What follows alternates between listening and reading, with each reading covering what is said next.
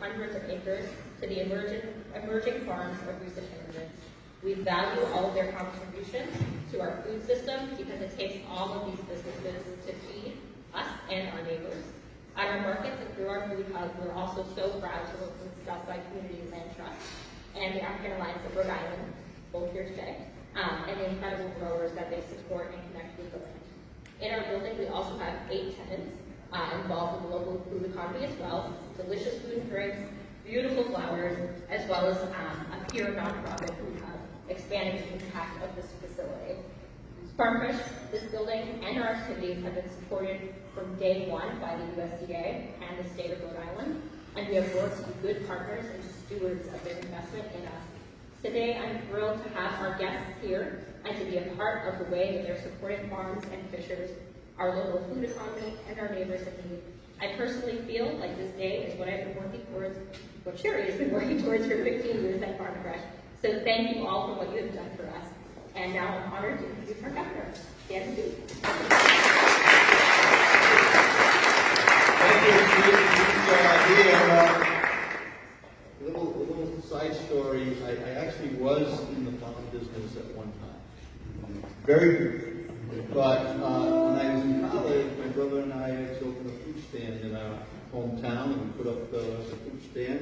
We came down to Turtle Arts, which was right around the corner here, right? And we got our vegetables very early in the morning and went back, and then at the evening, on a pickup truck that my dad had in his oil business, I ended up going door to door, ringing the bell, saying, corn, peaches, tomatoes. That was a long time ago, but it's so important that we really support our food industry and our farmers in particular, and it's really great to have the Secretary Muhammad here today to see what we're doing here in Rhode Island. And I really do appreciate the fact that our federal delegation with Senator Leeds and the White House are really engaged in such a strong way in our state, and then also the President Biden as well, to really be supporting Rhode Island. And we can't get it done, and we're in a really good spot right now in Rhode Island with a great deal of momentum to take advantage of it directly because of the administration and the Secretary, and as well as our federal delegation. So I want to welcome you here, and thank you for being here. Many of our family farms are agricultural legacies, spanning generations. And I made a call to Tyler Young down there, and he's down in Little Compton, and when I was lieutenant governor, I wanted to help small businesses. Still do want to help our small businesses governor. And I started to go on tours of small businesses throughout the state. Whether it was manufacturers, we go to 39, we have 39 cities and towns in the state of Rhode Island, I would go to 39 manufacturers. If I went to used car dealers, I went to 39 used car dealers. If we went to coffee shops, we went to 39 different coffee shops, one in every community. When it came time to do the farms, I think I ended up going about 70 farms. And we saw the broad breadth of farming in Rhode Island, not only from our produce, but also in our beef, our chickens, and, blueberry farms, oyster farms. So you're going to be right at home here, working with Rhode Island. And then what you're bringing today is really so important.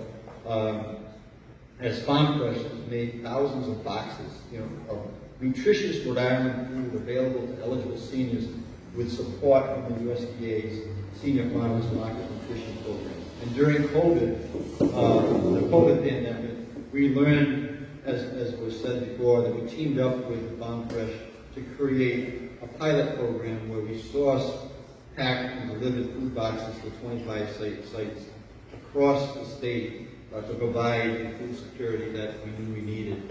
And our farmers stepped up, and so did Farm Fresh here today. So I want to give a special thank you to the USDA Secretary Tom Bislak. As a former governor, he gets it.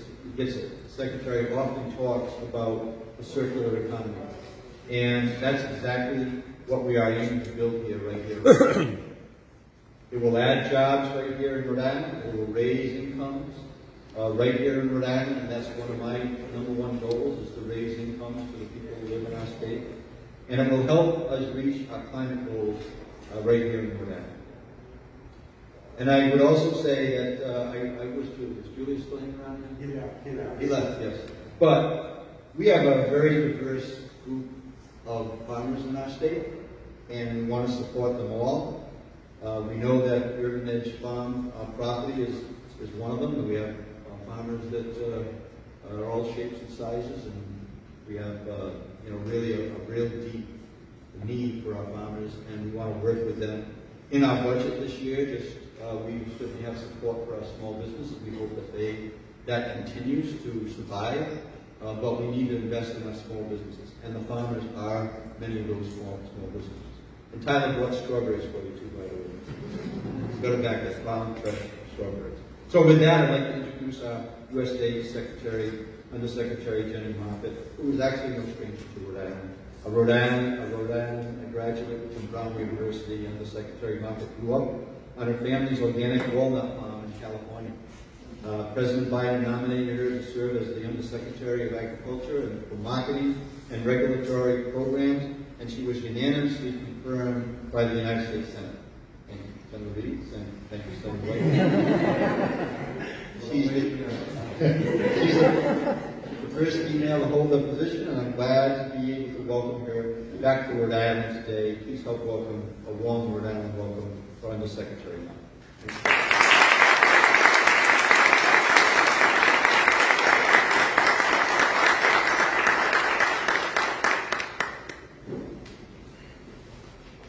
Thank you, Governor McKee. It is certainly a pleasure to be back here in a state that I love, and as you mentioned, I am a graduate from, but I come back here a lot. We have a lot of friends and a community here that we really cherish. So it's a pleasure for me to be back here in Rhode Island. And it's a pleasure for me to be back here in Rhode Island announcing a partnership that USDA has with the state of Rhode Island, the Local Food Purchase Assistance Program. First, though, before we get into that, I want to thank Director Gray. I want to thank Chief Ayers. I want to thank the Rhode Island Department of Environmental Management and Agriculture Division for partnering with us on this new and exciting program. This is about supporting local and regional food systems, and it's about supplying really important, healthy, nutritious local food to those who need it. So it's a really great match, and it is really a pleasure to be able to partner with the state in this. I certainly also want to recognize and thank Senator Reed as well as Senator Whitehouse for being here today as well. It was wonderful to meet you guys, and thanks for the vote. This program is funded through the American Rescue Plan. And this was passed by Congress a little bit over a year ago, and so these two leaders here in Rhode Island, as well as of course the House delegation as well, are certainly key in getting that bill across the finish line. So the funding source is always key. We can come up with great programs, but we really, the partnership with Congress in developing that, and of course for Congress to come up and develop that funding is important. So really at the core of this program is about getting locally produced food, like the food that we're going to see later today, or I will see later today as I go on the tour, into food banks, pantries, and schools. It's really about building the connection, making sure that everyone, no matter what your income level is, has the same access to incredible fresh produce, like the strawberries right there that no matter your income level, that you have access, and that everyone in this state has access, every community in this state, no matter where they are in the state, has access to locally produced food that is healthy, that is nutritious, and so that is really key. It is about fighting nutrition insecurity for Rhode Island communities, and it's about providing new market opportunities for producers, for local producers, particularly farmers who are small and typically historically underserved as well. As President Biden said in the State of the Union, as you guys might recall, we build a strong economy not from the top down, but from the ground up and the middle out. And this program here provides that direct opportunity to invest in our community, to support prosperity here for generations to come. This program that is administered by USDA, at least the funding is administered by USDA, really is in partnership with states. I'm a strong believer, and I come from the State Department of Agriculture, so I know how valuable federal-state partnerships are and how valuable state and local community partnerships are. So that's really what this program is designed to do. It's really designed to invest in the power of communities. So the partners that we have with states and with tribal governments who are working with partners within the community, partners like right here where we are, the farmers and ranchers who are here, that so this program here is going to actually be providing or procuring food from 90 producers in partnership with 62 community organizations that are going to serve over 35,000 people a month. So I'm a real believer in these local solutions. Because what we saw at the beginning of the pandemic, and we all know this, many of us experienced this, many of you guys here were part of it. We saw long lines for people who needed food and came to food banks for food. And then at the same time, we also saw farmers who lost markets. And so we saw this giant disconnect. The communities came together, you guys came together to connect those dots. And this program is really about fostering that connection and really cementing that connection for generations to come. So I see the transformational effects of what communities are already doing. I see the transformational effects of what this program and all of the conversations that have come already to fruition as a result of this program have, and really having long-lasting effects. And transformation is key. Earlier this week, Secretary Vilsack announced his vision, USDA's vision for a transformed food system. One that is really about we have four key things. One is creating more and better markets for producers and for consumers. Also, second is building on the lessons that we've learned from the pandemic about increasing the accessibility and affordability of nutritious food as part of our broader efforts and across government as well, not just at USDA to tackle nutrition insecurity. The third is really about reducing our carbon footprint. We talked about this earlier, but the more that we really start to connect the dots locally, we're reducing our carbon footprint, and also providing new opportunities for farmers and ranchers to lead on climate change as well. And then finally, underpinned in everything that we're doing is an emphasis on equity. For too long, local communities, rural communities, sections of communities have been left behind, and it's now time for us to really reach into those communities and really lift them up and celebrate and really dive into some of the persistent poverty for the people that have been left behind. So we're doing this work.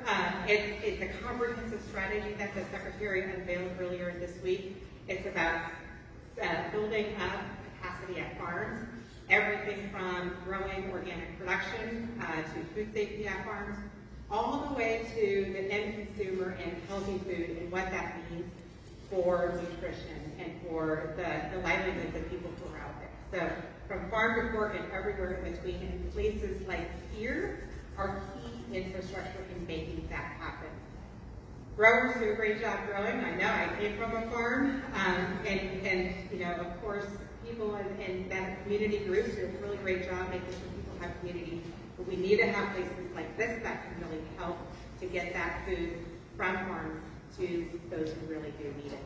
And so I just want to really recognize Farm Fresh Rhode Island and the work that's been done here. Again, we've all shifted gears to the pandemic, and it's incredible that this building got stood up just in time to fill an incredibly deep need that was there. This, of course, this program is coupled with USDA programming that we will continue. We have the Emergency Food Assistance Program. We also have the local agricultural marketing program. That is another important program about really building the capacity. And this program fits really nicely with that. So I just want to thank Rhode Island. I want to thank, of course, our congressional delegation as well for the partnership, because that's what this is really about. It's about partnership, and it's about linking and closing the long chain sometimes that has been in the food system and finding more and better markets for producers as well as consumers. So thank you. And I think I'm passing this along to Senator Reed.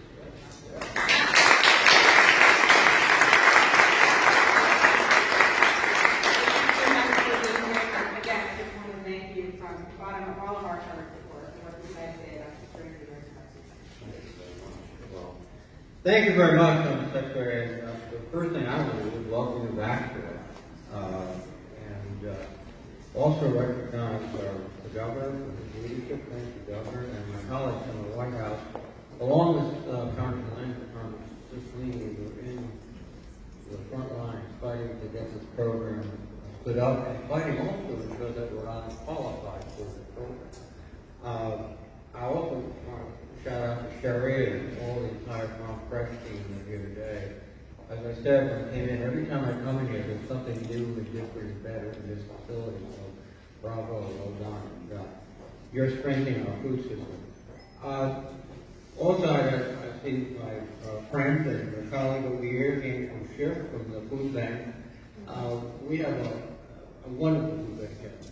Secretary, you do a terrific job. Terry Gray and 10 years are here from DM.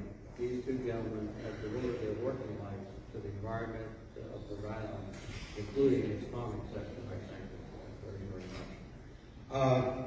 Frankly, ladies and gentlemen, we used to take food for granted. It was there, you could buy it, most people couldn't. But after the pandemic, with the shock of the fight in the Ukraine, etc., with climate change particularly, we cannot take food for granted anymore. It's disruptive, it's getting expensive, and what's the response? I think the response is exactly what the Secretary said. Go local. Local production. I was told by President Blanche down at the University of Rhode Island, we only produce about 2% of the food we eat in the state of Rhode Island. We can get that up to 50, 60, 70, working with our local farmers. So if there is a supply disruption, if there is a situation where there's no water in the west to grow crops, or there's no arable land, we're ready. We're ready for that. The key issues now are, is food available and affordable? Because we know food is fundamental to everyone's health, particularly seniors and children. And if we want a healthy society, we're going to have to use innovative products like this. Available and affordable, that's our goal. And our local farming and farmers are just terrific. They are genius, innovative, they do wonderful things. And give it a little more help and then it will be better. So I'm just honored to be here today. We have a grant from the courtesy of the Department of Agriculture, $720,000. I'm sure that they will put some use here. I thank you all, and now I think I have the pleasure to introduce my colleague and another strong supporter of the Secretary.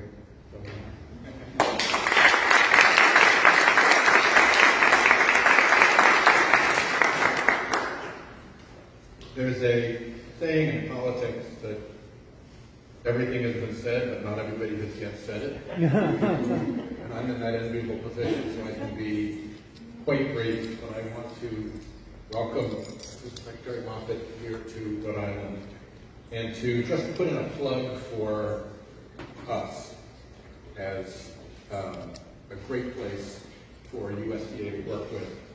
Out in nature and out in farming, you can have huge monocultures that are not particularly helpful to diversity and variety. And in a lot of states, you have huge political monocultures of like big ag. And here on Rhode Island, we don't have big ag. We have small ag. But we have big, small ag.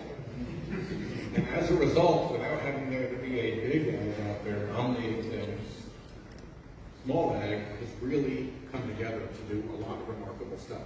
We have spectacular farms all around the state that are very successful and productive.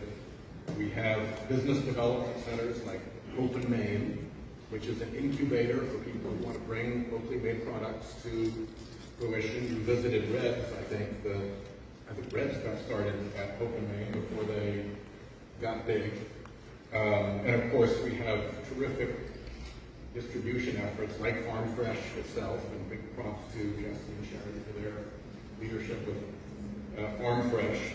And the food bank, we have an unusually good food bank. Andrew was already recognized by Jack, but they put out a huge amount of food. We have farmers markets all over the place. We work terrifically well with groups like the African Alliance, Julius, I got it going, but it's a very good ecosystem, and it has a policy component through Food Policy Council, and that's on our team. So we're actually doing quite well in terms of being a robust food ecosystem. We just need to grow and push into more corners and more markets and more places, and particularly more schools with the food that we have. So I encourage you to come back to Rhode Island often, to come back bearing grants and checks, and to understand that in this place, a lot of really cool pilots have been done and launched to prove the practicality of the things that we believe. So thank you all for being here, and that's it from me. Next, I'm going to introduce our new DPM director, Terry Gray, who has been at DPM for ever. And I'm delighted to congratulate him on his recent confirmation as the officially confirmed Director of Environmental Management. All right. And he is awesome. Ken over there.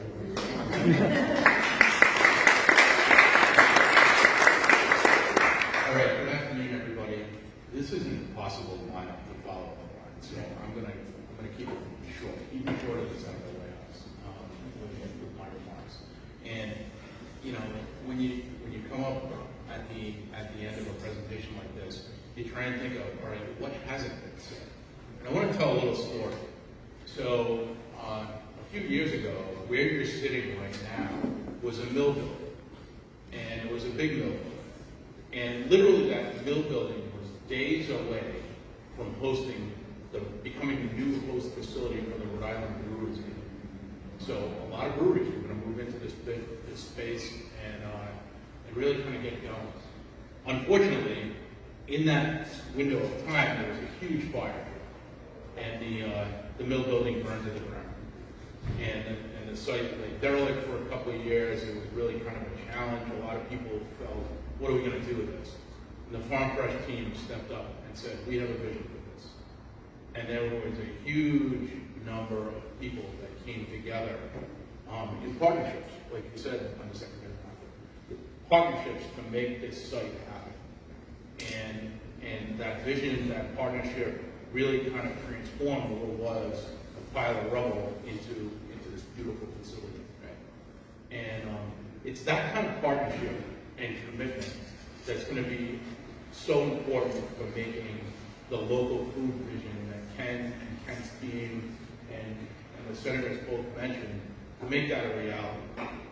And I just want to reemphasize two things that Secretary Conklin raised.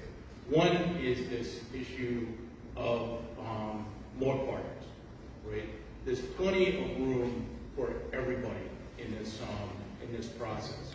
Urban farmers, rural farmers, older farmers, newer farmers, people that grow specialty crops, people that grow unique kind of local things, or people that grow things that we're used to in the Rhode Island market. There's room for everybody in this. And the idea of connecting that local food to local people and shortening that supply chain is so critical. It's critical for climate change. It's critical for the freshness and value and nutrition of that food. And it's just good stuff, right?